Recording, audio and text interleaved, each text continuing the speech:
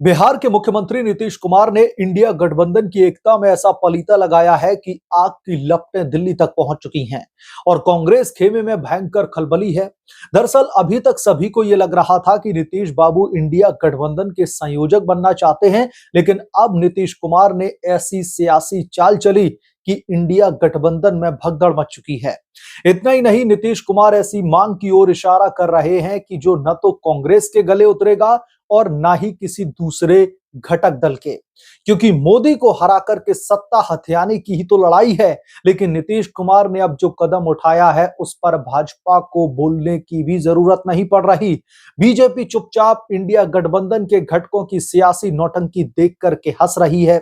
अब नीतीश ने ऐसा क्या कर दिया है जिससे विपक्षी खेमे में खलबली मची हुई है और मनचाही मांग क्यों अब इंडिया गठबंधन के लिए सरदर्द बनता जा रहा है, इस रिपोर्ट में हम विस्तार से जानेंगे। लेकिन उससे पहले आपसे विनम्र निवेदन है कि चैनल को सब्सक्राइब कर लें और अगर आपको वीडियो पसंद आए तो लाइक जरूर करें। देखते रहिए, मुद्दा गरम है।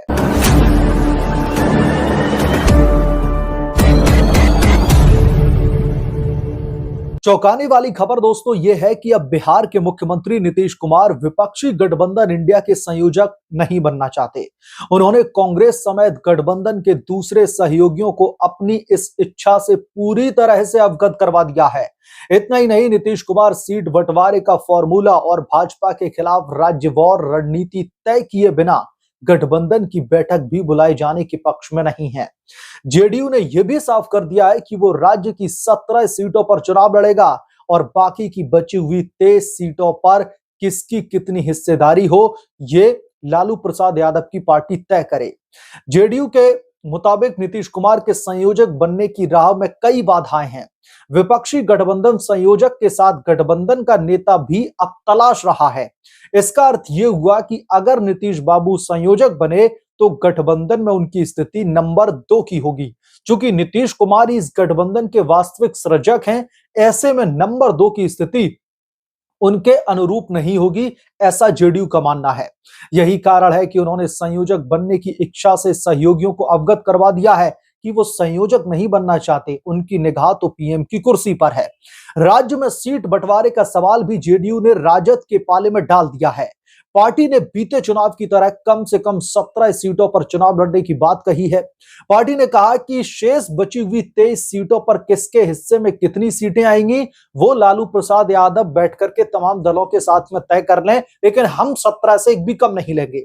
गौरतलब है कि कांग्रेस को उस फॉर्मूले पर आपत्ति है जिसके तहत जेडीयू और राजद को 17-17 और कांग्रेस को सिर्फ 4 और वाम दलों को 2-2 सीटों पर चुनाव लड़ना है। जेडीयू चाहता है कि उसे पूर्वोत्तर भारत, उत्तर प्रदेश, मध्य प्रदेश में भी सीटें मिले। दबाव बनाने के लिए जेडीयू ने इसी हफ्ते अरुणाचल प्रदेश, पश्चिम बंगाल से उम्मीदवार उतार दिए हैं। पार्टी उत्तर प्रदेश में 3 और मध्य प्रदेश की 1 सीट पर चुनाव लड़ना चाहती है।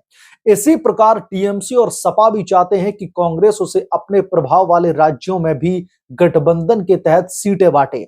दरअसल बिहार सहित पश्चिम बंगाल, उत्तर प्रदेश, महाराष्ट्र में जहां क्षेत्रीय दल कांग्रेस को भाव नहीं दे रहे, वहीं दिल्ली, पंजाब में बातचीत की शुरुआत भी नहीं हो पा रही है। ममता बंगाल में कांग्रेस को महज 2 सीटें देना चाहती हैं। महाराष्ट्र में उद्धव ठाकरे, राष्ट्रवादी कांग्रेस पार्टी और कांग्रेस तीनों कम से कम 20-20 सीटों पर चुनाव लड़ना चाहते हैं।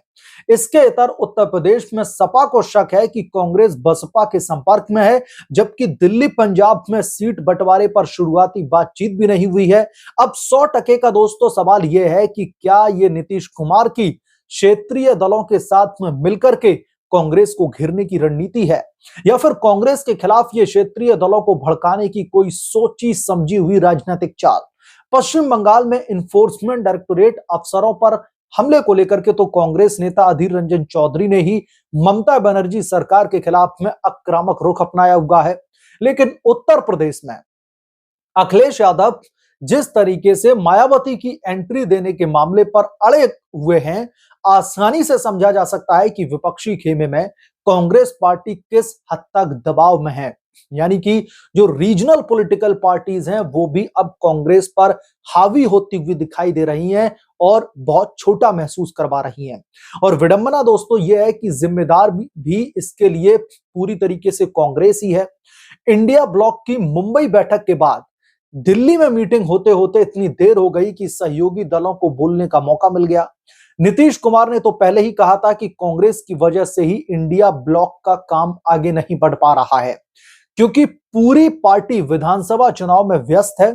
जेडीयू नेता केसी त्यागी ने ममता बनर्जी सरकार पर कांग्रेस नेता के रवैये को भी ठीक नहीं मानते और ऐसे मामलों पर चिंता जताते हुए कहते हैं कि राजनीतिक दलों को इंडिया गठबंधन से दूर चले जाने से रोकने के लिए कांग्रेस पार्टी को तत्काल कदम उठाने चाहिए। केसी त्यागी ये भी याद दिलाते हैं कि कैसे सीपीआईएम सांसद बिनॉय ने राहुल गांधी के वायनाड से चुनाव लड़ने पर सवाल उठाया है। और सबसे बड़ी बात तो यह है कि जेडीयू नेता 14 जनवरी से शुरू होने जा रही राहुल गांधी की भारत जोड़ो न्याय यात्रा पर भी आपत्ति जता रहे हैं। जेडीयू की राय में यह यात्रा गठबंधन की तरफ से होनी चाहिए थी, ना कि सिर्फ कांग्रेस को ऐसा अकेले अकेले करने की जरूरत थी। इंडिया गठबंधन में मचे बवाल को देखें तो सबसे बड़ी वजह सीटों के बंटवारे पर आपसी तकरार है। केसी त्यागी की तरह जेडीयू नेता विजय चौधरी ने भी नाराजगी जताई है। जेडीयू ने तो अरुणाचल प्रदेश सहित 3 लोकसभा सीटों पर उम्मीदवार भी घोषित कर दिए हैं। ऐसी ही बातें आदित्य ठाकरे के करने पर कांग्रेस नेता मिलिंद देवरा ने भी आपत्ति जताई है। जेडीयू को यह भी नागवार गुजरा कि कांग्रेस अध्यक्ष मल्लिकार्जुन खड़गे प्रेस कॉन्फ्रेंस में सीटों के बंटवारे पर बातचीत के लिए अभी 15 से 20 दिन और देर बता रहे हैं। तो जाहिर तौर पर जितने भी रीजनल दल हैं उनका अब सब्र का बांध टूटता जा रहा है और इसलिए अब कांग्रेस पार्टी को चौतरफा घेरने की तैयारी है। जेडीयू के एक नेता ने तो कांग्रेस पर क्षेत्रीय दलों को कमजोर करने तक का आरोप जड़ डाला है। जेडीयू नेता केसी त्यागी का सीधा सा सवाल है कि कांग्रेस भारत जोड़ो न्याय यात्रा का आयोजन क्यों कर रही है। राहुल गांधी 14 जनवरी 2024 से भारत जोड़ो यात्रा पर निकल रहे हैं। मणिपुर से शुरू होने जा रही यह यात्रा मुंबई पहुंच करके 20 मार्च को खत्म होगी। अव्वल तो कांग्रेस की तरफ से यात्रा में पहले की तरह दरअसल इस बार भी विपक्ष के नेताओं को बुलाने की बात कही गई है, लेकिन कांग्रेस नेतृत्व का यह रुख सहयोगी दलों को बिल्कुल भी पसंद नहीं आया। उनके मुताबिक ये सब कुछ मिलजुल के होना चाहिए था, लेकिन कांग्रेस इसको लीड करना चाहती है। और जेडीयू का तो सवाल है कि कांग्रेस के अकेले यात्रा को लेकर के केसी त्यागी का बयान आया है, अगर यात्रा का आयोजन किया जाना जरूरी है तो इसे इंडिया गठबंधन की यात्रा क्यों नहीं बनाया जा रहा। जेडीयू नेता का मानना है कि महागठबंधन के सभी बड़े नेता यात्रा में हिस्सा ले सकते थे, लेकिन कांग्रेस ने अपनी यात्रा की योजना बनाने से पहले अपने किसी भी सहयोगी दल से सलाह नहीं ली। केसी त्यागी कहते हैं कि हम उनकी यात्रा का स्वागत करते हैं, लेकिन इसे शुरू करने का यह सही समय नहीं था। राहुल गांधी की पहली भारत जोड़ो यात्रा के लिए भी कांग्रेस ने नीतीश कुमार सहित विपक्ष के तमाम नेताओं को न्योता भेजा था। नीतीश कुमार ने यह कहते हुए यात्रा में शामिल होने से इनकार कर दिया था कि वो कांग्रेस की निजी यात्रा है। तो जाहिर तौर पर अब बड़े लेवल पर इंडिया जो गठबंधन है उसमें उठा पटक का दौर शुरू हो चुका है और मुझे लगता है कि 24 के चुनावों की जो तारीखें हैं वो घोषित हों उससे पहले कहीं ये इंडिया गठबंधन ताश के पत्तों की तरह बिखर ना जाए, क्योंकि नीतीश कुमार को अब संयोजक नहीं पीएम बनना है। बहरहाल इस पूरे के पूरे प्रकरण पर आपकी क्या राय है हमें कमेंट करके जरूर बताएं।